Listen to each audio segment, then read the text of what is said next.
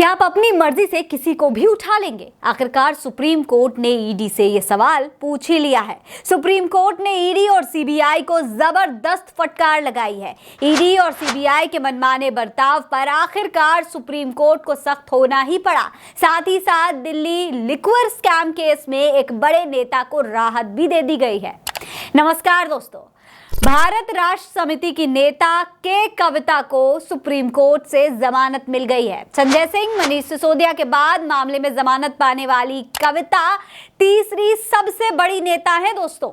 Supreme court ने Delhi high court के उस आदेश को खारिज कर दिया जिसमें के कविता की जमानत याचिका खारिज कर दी गई थी। इसके साथ ही सुप्रीम कोर्ट ने दोनों केस में 10-10 लाख रुपए का जमानत बॉन्ड भरने, गवाहों से छेड़छाड़ न करने और गवाहों को प्रभावित न करने का निर्देश दिया। बड़ी बात यह है दोस्तों कि जस्टिस BR गवई और जस्टिस KV विश्वनाथन की पीठ ने के कविता को जमानत देते हुए ईडी और सीबीआई की निष्पक्षता पर भी सवाल उठा दिए हैं। जी हां, पीठ ने एजेंसियों के सिलेक्टिव रवैये के लिए लताड़ लगाते हुए कुछ आरोपियों को गवाह बनाने को लेकर भी काफी कुछ सुना दिया है।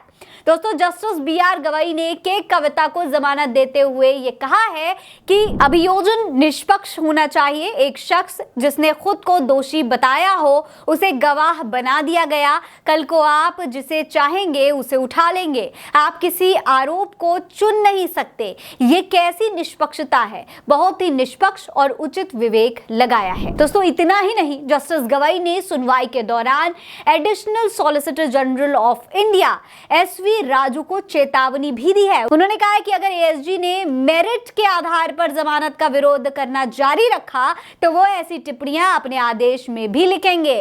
इसके अलावा के कविता को जमानत के आदेश को लेकर अदालत ने किन किन बातों पर गौर किया है, किन किन का जिक्र किया है, वो भी आपको देख लेनी चाहिए। देखिए, पीठ ने कहा कि CBI और EDI दोनों मामलों में जांच पूरी हो गई है और चार्जशीट और शिकायत पत्र वगैरह सब जमा कर दिए गए हैं।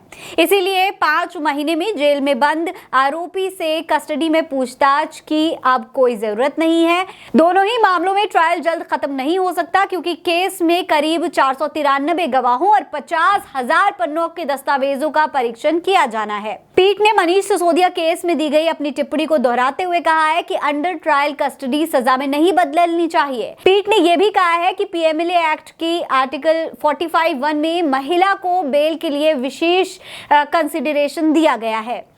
इस दौरान सुप्रीम कोर्ट ने हाई कोर्ट की उस ऑब्जर्वेशन की भी आलोचना की जिसमें कहा गया था कि PMLA एक्ट महिलाओं को हाई स्टेटस नहीं देता है। तो दोस्तों, इस तरीके से सुप्रीम कोर्ट ने तमाम टिप्पणियां की हैं कि कविता के मामले को लेकर, उनकी जमानत को मामले को लेकर। लेकिन दोस्तों, सबसे बड़ी बात यही है यहाँ पर कि ईडी और सीबीआई जिस तरीके से कार्रवाई करती है, जब भी चुनाव होने वाले होते हैं ईडी और सीबीआई अचानक से एक्टिव हो जाती है। नेताओं को तुरंत घेरना शुरू कर दिया जाता है, खासतौर पर विपक्षी नेताओं पर इस तरीके के एक्शन होते हैं। लेकिन अब सुप्रीम कोर्ट ने कहीं ना कहीं दोस्तों ये एक संकेत दे दिया है कि सुप्रीम कोर्ट की नजर ईडी और सीबीआई की तमाम हरकतों पर बनी हुई है। इसलिए ईडी और सीबीआई को अब सतर्क हो जाना चाहिए।